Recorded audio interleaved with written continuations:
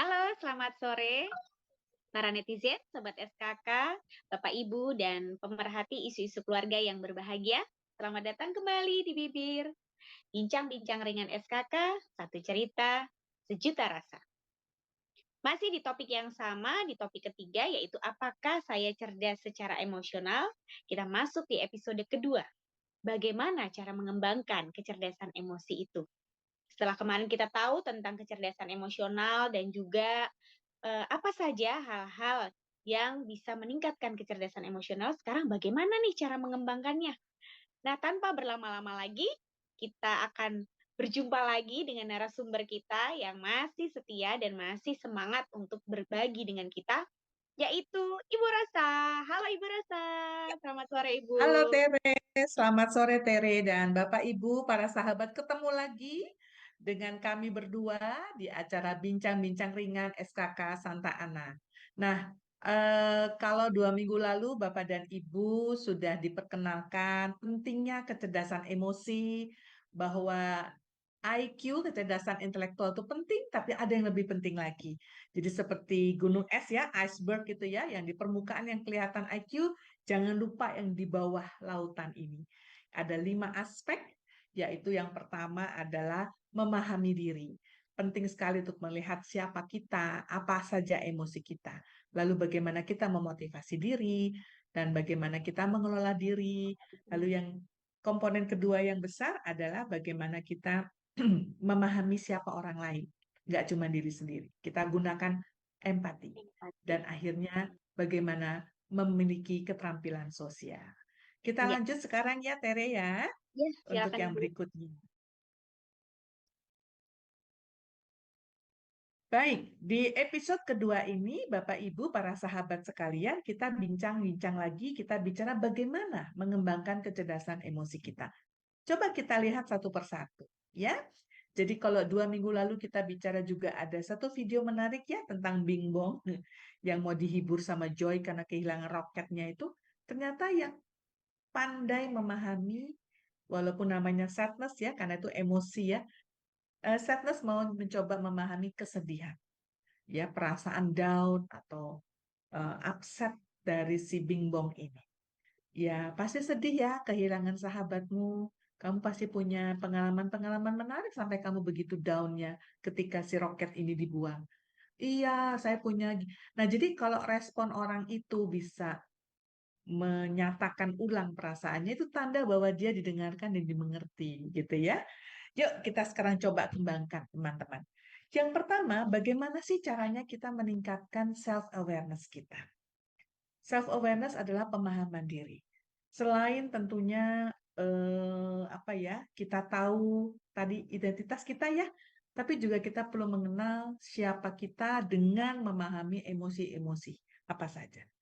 Kita mulai belajar dengan namanya mindfulness. Mindfulness ini, kata mindful itu adalah menyadari dengan sungguh-sungguh saat ini. Fokus pada kejadian sekarang. Contoh nih, Bapak Ibu, para netizen, sahabat, mungkin mendengarkan tayangan kami ini dengan lagi nyetir gitu ya. Nah, hati-hati, fokusnya di nyetirnya atau dengerin. Jadi fokus itu penting. Kalau saya sih anjurkan misalnya walaupun mendengarkan, Bapak Ibu tetap harus fokus tak pada jalanan. Kecuali kalau lagi nggak nyetir. Mindful, sadari. Di tengah kemacetan apa yang kita rasakan? Jengkelkah atau enjoy? Ya, untuk macet ya. Jadi saya masih bisa ngobrol sama suami saya atau istri saya, ngobrol sama anak saya yang baru saya jemput dan seterusnya. Ya, mindful adalah penyadaran diri, menyadari apa yang sedang kita lakukan, termasuk perasaan-perasaannya. Saya banyak kejadian-kejadian yang kita lewat begitu aja ya. Kalau kita Ya. nggak mindful. Jadi mindful itu butuh butuh banget untuk dilatih teman-teman. Saya senang menulis ya. Saya suka buat jurnal, terutama kalau itu sudah mau akhir tahun. Itu saya bawa kalau kami lagi liburan akhir tahun tuh jurnalnya saya bawa. Saya biasanya eh, membawa agenda kerja saya gitu ya di handphone juga ada ya. Di bulan Januari apa sih yang paling apa apa yang terjadi yang paling impactful, paling meaningful buat saya, yang paling berarti di bulan Januari. Syukur-syukur kalau Bapak Ibu, teman-teman sekalian punya kebiasaan itu bulanan, jangan tunggu akhir tahun, nanti banyak lupa gitu ya. Kalau saya merekordnya itu dengan eh, catatan pribadi saya. Analisa emosi dan situasi pada saat itu, gitu ya. Tadi kan bulan Januari, bulan biasanya awal tahun gitu ya, lagi seneng-senengnya, banyak semangat, banyak goal setting. Masuk bulan Februari, itu bulan yang menarik katanya, bulan penuh cinta, bulan ulang tahun saya. Terus Ah, ada apa dengan bulan Februari? Bulan Maret dan seterusnya, teman-teman. Sadari itu emosi. Sukacitanya apa, kesedihannya apa. Saya ingat bulan Februari itu bulan, walaupun bulan ulang tahun saya, tapi di Januari itu kakak saya masuk rumah sakit dan itu sampai masuk ke apa ICU. Aduh, hmm, kami cemas, gelisah, tapi kami juga berlatih iman. Nah, itu dia. Perasaan-perasaan itu muncul dan jadi ingat ketika kita menulis jurnal, ya. Lakukan journaling. SWOT analysis, strength, weaknesses, opportunity, and threats. Strength saya apa, kekuatan saya apa tuh, ya. Kelemahan Mm-mm. saya apa, opportunity-nya apa. Saya punya lo peluang-peluang untuk bekerja sama sama siapa, di bidang apa. Tapi saya tahu nggak, saya tuh sulit kerja sama sama orang itu threat ya. Nanti ada Ya. hubungannya dengan komponen kelima. Jadi dengan threat itu kita akhirnya tahu ancaman-ancaman itu sebenarnya bisa datang dari diri sendiri maupun orang lain. Ada Hmm. banyak kompetitor, orang yang bisa kemampuannya kayak saya. Nah, itu bisa jadi threat. Tapi jangan lupa kalau saya prinsipnya banyak sekali threat, ancaman yang bisa menjadi peluang. Tinggal kita cara ngeliatnya gimana, gitu ya. Minta Yes. feedback dari teman. Menurut lo, gue tuh kayak apa sih? Gitu. Mhm. Menurut kamu, menurut bapak, menurut papa, menurut mama, aku tuh walaupun mereka tahu, tapi ada baiknya sesekali. Dari bulan lalu sampai sekarang, dari tahun lalu sampai sekarang, apa sih yang kayaknya berbeda yang aku alami atau aku lakukan? Kadang-kadang kita perlu feedback dari orang lain. Kadang gitu ya. Jadi rasanya apa? Rasanya seneng aja dikasih feedback. Kenapa? Karena ya itu karena saya seringkali tidak tahu juga apa yang sudah saya lakukan karena kurang mindful tadi. Jadi baik Mhm. juga kalau langkah terakhir ini kita lakukan, teman-teman. Supaya apa? Semakin mengenali emosi-emosi, semakin mengenali diri kita secara lebih utuh lagi. Sekarang yang kedua, teman-teman. Nah, yang kedua banyak kenapa? Karena ini adalah self-management. Ada dua ya, bagaimana memotivasi diri dan bagaimana mengatur diri. Beberapa tips atau rekomendasi yang bisa dilakukan. Ini nggak gampang. Saya gampang nulisnya, gampang ngomongnya, tapi nggak gampang melakukannya. Ayo, siapa yang kayak saya? Meningkatkan disiplin. Janji pokoknya setiap pagi mau jalan kaki 5.000 langkah. Ya, kemarin saya bilang sama teman saya, 5.000 langkah tuh berapa menit? Kalau saya kan orangnya menitnya. Pokoknya langkah. Akhirnya saya download apps pedometer di handphone saya dan saya bawa handphone saya untuk jalan kaki saya taruh di tas kecil saya. Ya, 5.000 langkah tuh banyak ternyata ya. Jadi saya keliling itu mendisiplinkan diri seperti itu juga gampang. Tapi apa boleh buat harus saya lakukan gitu ya demi kesehatan. Jadi kalau saya keliling satu suka bawa anjing saya kompleks itu ternyata sudah 1.888 langkah. Kan saya ngitung berarti kalau dua kalinya kan hampir 3.000 ya, hampir 4.000 malah ya. Kalau saya 3 kali keliling berarti sudah hampir 6.000. Teman-teman disiplinkan. Mungkin dengan cara sederhana karena saya nggak pinter ngitung, pokoknya berapa lingkaran satu kompleks ini yang bisa saya kelilingi untuk dapat target saya. Dan rayakan.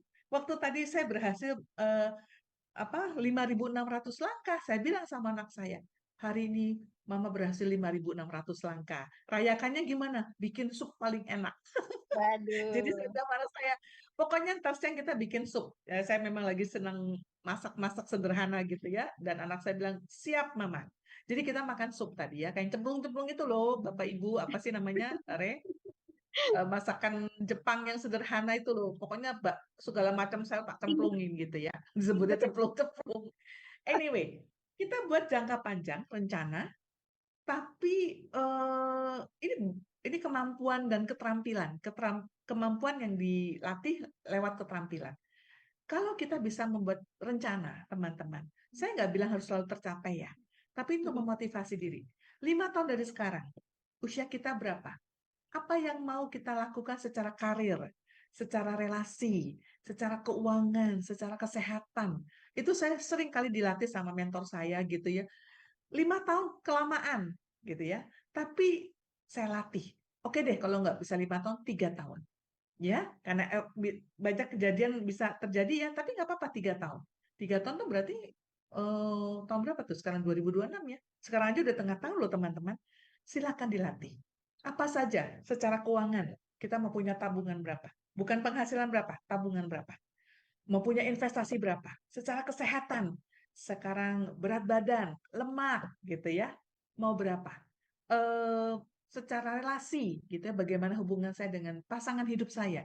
Secara apa lagi? Agama, mau pelayanan seperti apa? Silakan buat. Dengan gitu kita termotivasi. Kalau teman-teman masih berkarir di kantor, mau berapa tahun lagi dipromosikan? Mau punya income berapa, gaji berapa, dan seterusnya. Ya, ambil waktu untuk menemukan tujuan hidup. Ini juga susah, Tere. Karena sebagian besar dari kita seperti hidupnya default ya. Default tuh pencet tombol, jalan aja. Bangun pagi gitu ya, Robot. kerja tombolnya, nanti Ya. pulang sore, leyeh-leyeh, tidur, kecuali Sabtu Minggu. Sesekali kita mesti retreat. Makanya dalam agama Katolik dan Kristen ada yang namanya retreat. Mundur untuk maju. Mundur tuh untuk melihat. Mundur sebentar. Mundur, gue mau ngapain? Ada apa dengan hidupku? Tentukan tujuan hidup Anda, jangan default. Ya, gak apa-apa kok kita gak harus ikut streamline, gak ikut arus, gak apa-apa kok berbeda, gitu ya. Saya nggak apa-apa loh, saya nggak punya sekarang saya udah nggak punya kantor, nggak bekerja dengan kantor manapun. Orang bilang kok bisa berosa, bisa dan it's okay, ya. Sudah 3 tahun terakhir ini saya menikmati bekerja dari mana saja, WFA sekarang work from anywhere. Anywhere. Jadi enak. Beda dengan orang lain di usia saya yang masih berkarir, bahkan mungkin pensiun dan ngomong cucu, saya enggak gitu ya. Mm-mm. It's okay. Enggak berarti kita salah. Dan bukan berarti mereka juga salah. Tentukan saja tujuan hidup kita. Ya. Yang ketiga, teman-teman, masih hubungan dengan diri, bagaimana kita meningkatkan kemampuan mengatur diri. Mirip-mirip dengan yang pertama. Belajar mengelola emosi. Di episode 1 tadi saya sudah sedikit banyak cerita mengenali emosi. Paling sering itu adalah marah dan kesal, gitu ya. Udah marah, udah kesal, udah nggak enak nih suasananya. Gimana pilihannya? Mau melampiaskan biar lega, terserah orang mau apa, yang saya omelin, gitu ya. Terserah orang mau ngomong apa tentang saya, ngomel-ngomel, tahu pilihannya. Tunggu dulu, saya kenali saya lagi jengkel, saya sebel gitu ya. Nggak enak ini rasanya, tapi saya memilih untuk mengeluarkannya tadi. Atau kadang-kadang ada orang yang bilang gini, saya memutuskan untuk 5 menit saja kecewa. Gitu. Loh kok bisa? Iya, saya sering kali latihan gini. Saya mau ketemu sama orang, udah mau apa ya, mau ketemu dia, mau kerja sama, ya, mau bikin apa kerjaan bareng, proyek bareng. Udah jalan, naik mobil, naik Grab waktu itu ya, menuju rumah dia, di tengah jalan ditelepon. Bu Rosa, maaf sekali, ini ada hal mendadak, saya nggak bisa intinya batal ketemu. Padahal udah mau deal. Terus saya mau bilang apa? Masa ngomel-ngomel, gimana kamu kurang ngajar, bla bla bla, kebun binatang. Ya nggak bisa. Kesian Ya. supir taksinya, nggak ngerti apa-apa juga. Saya bilang, oh gitu ya. Waduh, memang kecewa saya. Oh gitu, tapi ya, ya gimana lagi? Ya Bu Rosa, mohon maaf, sekali ini saya ada kepentingan mendadak. Baiklah, saya tutup telepon, tarik nafas, saya hembuskan, saya bilang, saya izinkan diri saya 5 menit kecewa. 5 menit jengkel, 5 menit aja. Setelah itu, gimana rasanya setelah kecewa? Ya, pertama saya lepas.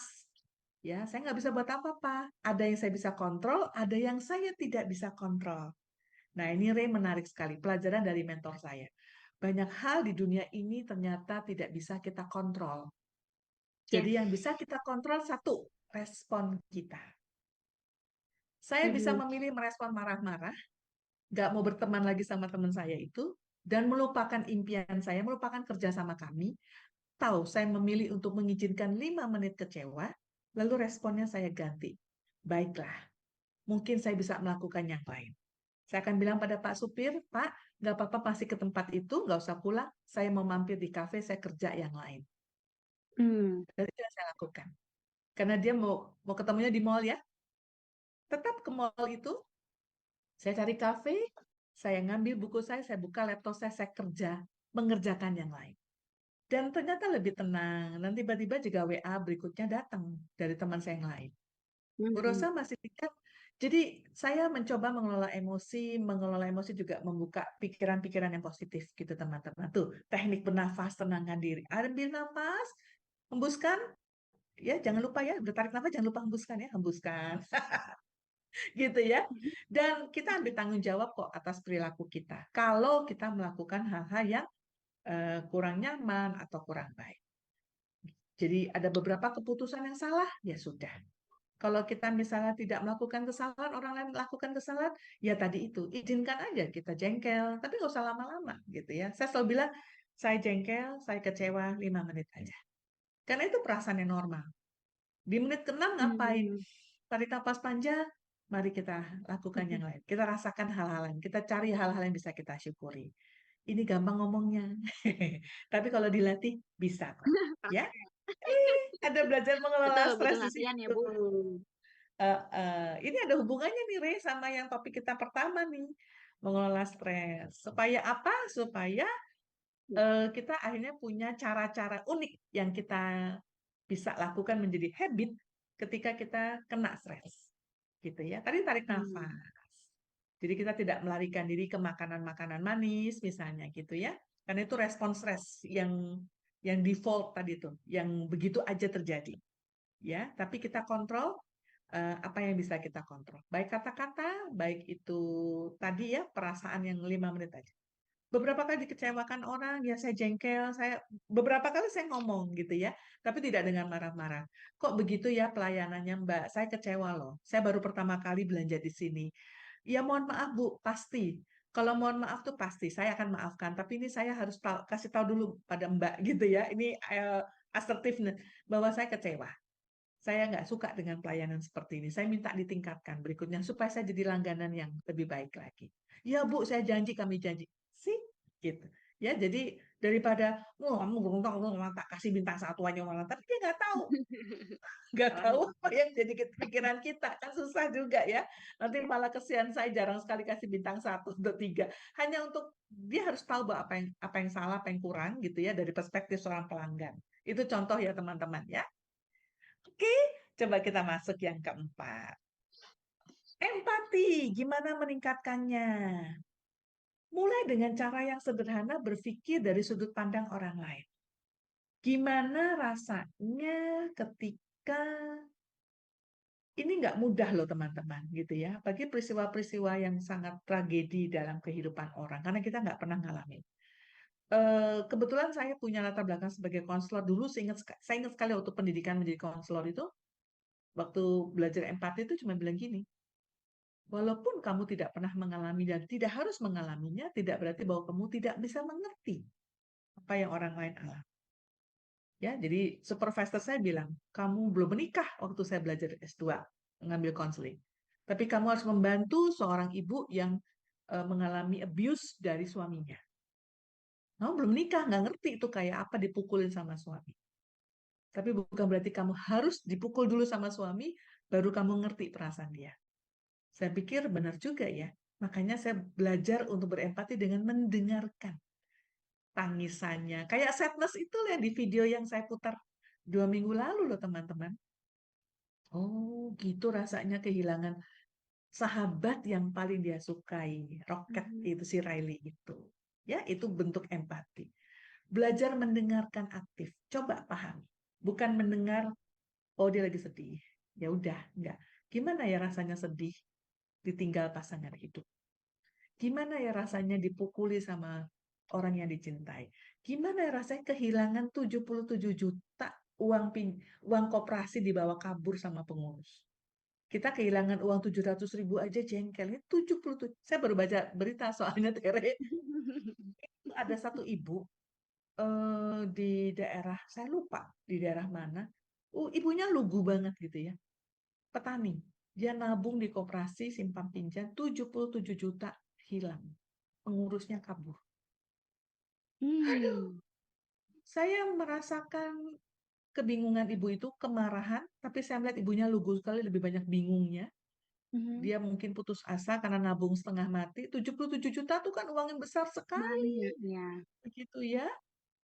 Sekali lagi bagaimana cara saya memahami, saya kehilangan 700.000 dengan dicuri misalnya, bukan saya terikat dengan uang, rasanya tuh, aduh, gitu ya, karena uang susah dicari kok diambil gitu saja. Jadi bukan kita terikat pada uangnya, bukan, tapi bagaimana kita merasakan rasanya kehilangan. Iya. Dan itu yang kita latih, teman-teman. Ya, perhatikan bahasa tubuhnya kalau dia memilih kita untuk menjadi pendengarnya. Tadi sudah saya cerita mengenai anak saya yang pulang lesu, lagi jengkel, lagi sedih tentang temannya. Ya sudah, enggak apa-apa. Kamu capek, kamu lagi nggak enak, nggak apa-apa, Mama nggak akan dorong kamu untuk ngomong sekarang. Kalau mau ngomong sekarang boleh, kalau nggak juga nggak apa-apa. Gitu ya. Besok atau lusa atau kapanpun kamu udah siap ngomong, please come to me. Ya, saya nggak kemana-mana, Mama nggak kemana-mana. Artinya nggak kemana-mana tuh, saya selalu ada untuk dengerin anak-anak, misalnya kayak gitu. Ya, ini ya teman-temannya, mari kita latih ya. Dan nggak gampang, saya setuju, nggak gampang. Karena setahu saya nih, Rey, nature-nya manusia secara alami, manusia itu lebih senang didengarkan daripada mendengarkan. Ya, jadi dan pastinya nggak mudah ya mendengarkan orang. Itu sebabnya perlu latihan. Iya. Latihannya berapa kali, Bu Rosa? 7 kali. Dikali 70. Kayak pengampunan dosa. 7 kali 70. Saya kalau ngasih pelatihan konseling, saya bercanda gitu. 7 kali. Saya diam dulu. Kali 70. Sampai kita sudah nggak tahu bahwa itu ternyata latihan, kita udah bisa. Untuk tidak cepat memberi respon, untuk tidak cepat memberi penilaian, judgment, bahkan penghakiman, gitu aja nangis. Itu kan penghakiman. Ya, judgment, bahasa Inggrisnya. Tapi, oh, kenapa ya dia nangis ya? Kenapa dia sedih? Nggak bisa bantu memang, nggak bisa memecahkan masalah dia, tidak apa-apa. Karena masalah 70% selesai ketika kita mendengarkan atau didengarkan oleh orang lain. Itu masalah kita udah selesai, karena udah dikeluarin ke ember besar. Nah, itu kita jadi ember besarnya. Gitu, teman-teman. Dan terakhir, kalau kita mampu berempati, maka biasanya kita akan dengan lebih mudah untuk melatih keterampilan sosial kita. Ya, kalimat pertama ini menarik buat saya. Cari tahu bagaimana mengembangkan kepercayaan dan hubungan baik. Sebab sekali kepercayaan jatuh, dia orangnya begitu gitu ya, maka sulit untuk membangun hubungan lagi. Nih, lagi-lagi enak ngomongnya, susah sekali dilakukan. Iya, teman-teman, Bapak, Ibu, saya ngerti sekali ya. Terus cara menghadapi konflik, nah ini juga nggak gampang. Beberapa waktu yang lalu, gitu ya, saya sedang membantu teman saya yang konflik dengan istrinya. Ini dengan istri ya. Terus dia bilang gini, saya kenal dia sudah 23 tahun, Bu Rosa. Saya tahu dia pasti akan menghindari konflik. Cara menangani konflik istrinya itu menghindari. Dia pasti nggak mau diajak bicara. Waktu saya dengarkan gitu, saya paham bahwa Bapak ini akhirnya juga frustrasi in a way karena cara istrinya menangani konflik itu dengan menghindari konflik. Nggak selesai-selesai kan masalahnya. Tapi kemudian saya bantu Bapak ini dengan mengatakan, Pak, kalau gitu gimana kalau Bapak saya bantu, kita sama-sama yuk cari jalannya supaya Bapak yang tidak menghindari konflik, Bapak mengundang untuk bisa paling nggak cari kompromi aja deh. Mama maunya apa? Aku maunya ini. Kita cari titik tengah. Itu sudah lebih baik daripada konfliknya dibiarkan begitu saja. Dan kabar baiknya istrinya mau. Ya udah, aku maunya begini. Oke, aku maunya begini. Nggak bisa sempurna, gitu ya. Tapi ternyata itu lebih baik daripada istrinya nggak mau ngomong. Ya. Nah, jadi nggak gampang teman-teman menyelesaikan konflik itu nggak gampang. Apalagi hubungannya seperti ini, ya. Kemudian berikutnya tingkatkan rasa percaya diri. Ya, kita sudah bahas ini, nggak semua orang sempurna, teman-teman juga banyak kesalahan, saya juga banyak kesalahan. Jadi saya selalu percaya diri gini, nggak apa-apa loh saya tidak sebaik dengan orang lain. Karena saya tidak mau mengcompare diri saya dengan orang lain. Ya, kalau kita di sesi pertama tuh membahas mengenai ranking ya, Tere ya, dunia Ya. pendidikan, saya paling tidak setuju ranking. Karena ranking itu artinya apa? Anak saya dibandingkan dengan anak orang lain.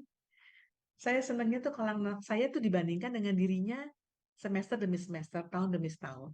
Itu untuk membantu kepercayaan diri. Lagi-lagi Bapak dan Ibu yang saya kasihi, ketika kita dengan anak kita, jangan bandingkan dia dengan orang lain. Apalagi dengan adik atau kakaknya, dengan siblingnya. Gitu. Ya saya bercoba, anak saya dua, saya nggak pernah bandingin mereka. Karena dua-duanya unik. Supaya mereka masing-masing percaya diri. Gitu. Karena hidup ini bukan tentang kompetisi, tapi tentang inspirasi. Jaelah, gitu ya. Cari Dapat quotes nih. inspirasi dari orang yang membanggakan dan kita banggakan. Cari tahu apa sih yang dia sudah lakukan yang belum saya lakukan. Oh, itu. Coba deh kita lihat. Oh, bisa sih saya. Tadi ya, dia bisa tubuhnya bagus, sehat banget. Bisa sih kayaknya. Tapi mungkin separohnya dulu deh. Dia 10K, saya 5K dulu deh. Jalan kakinya. Gitu. Supaya sehat seperti dia. Dia makan nggak pakai gorengan, nggak pakai gula. Saya coba deh. Gorengan seminggu nggak pakai. Atau gula seminggu nggak pakai. Cari inspirasi, tidak harus berkompetisi karena kita nggak pernah bisa jadi seperti dia. Itu meningkatkan kepercayaan diri. Kenapa? Jangan-jangan dia atau mereka sedang mengagumi kita. Kok bisa ya itu orang sebut Hmm. nama kita? Kok bisa ya si Terry, si Rosa kayak gitu? Nah, itu kan kita nggak pernah tahu. Jadi Mhm. teman-teman hidup bukan tentang kompetisi, tapi percaya diri. Karena apa? Tuhan itu adil. Kita dikasih talenta, mau dikasih satu kek, tiga kek, lima kek, pasti ada. Tinggal ditingkatkan. Dan terakhir, kalau ada pertemuan besar atau suatu kegiatan besar, ambil bagian aja. Cuma jadi seksi penerima tamu, nggak apa-apa. Nggak harus maju ke panggung. Atau seksi yang pura-pura sibuk kayak saya. Yang penting kita ambil bagian supaya kita mulai network. Oh, ternyata satu tetangga, ternyata satu alumni. Nah, itu dia networking. Ya, lama-lama orang akan mengenal kita. Begitu teman-teman, semoga sharing-sharing kami, saya dan Tere bisa membantu teman-teman untuk lebih meningkatkan kecerdasan emosi kita. Itu dulu dari saya, Tere. Baik, Bu Rosa. Terima kasih banyak. Ini sangat-sangat padat ini ya materinya hari ini dan topik 2 minggu yang lalu. Karena kita di sini sekarang sudah diberitahu nih mengembangkan kecerdasan emosional. Semoga Bapak Ibu, para netizen, dan juga pemerhati isu-isu keluarga bisa menerapkan, terutama di dalam lingkungan yang paling kecil, yaitu diri sendiri dan orang lain, dan kita semakin mindful dengan keadaan diri kita. Nah, seperti kata Bu Rosa, hidup bukan tentang kompetisi, tapi tentang inspirasi. Aduh, ini saya garis bawah langsung, Bu. Cocok banget ini. Nah, apakah kita bisa jadi inspirasi untuk diri kita sendiri ataupun orang lain? Jawabannya adalah dengan cara tadi, meningkatkan kecerdasan emosional. Baik, terima kasih Bu Rosa untuk materi hari ini. Terima kasih untuk para netizen yang sudah sangat setia dari episode 1 dan sekarang episode 2, dan juga para sahabat SKK, dan juga Bapak Ibu dan pemerhati isu-isu keluarga yang berbahagia. Terima kasih sudah bersama kami dengan sabar mengikuti. Sampai jumpa lagi di topik-topik berikutnya yang tidak lebih menarik, bahkan paling menarik mungkin nantinya, karena ini sangat berguna. Terima kasih juga untuk para tim media dari Komsos Paroki Durensawit, tim SKK, dan juga Paroki Durensawit, umat-umat Paroki Durensawit yang sudah senantiasa setia bersama kami.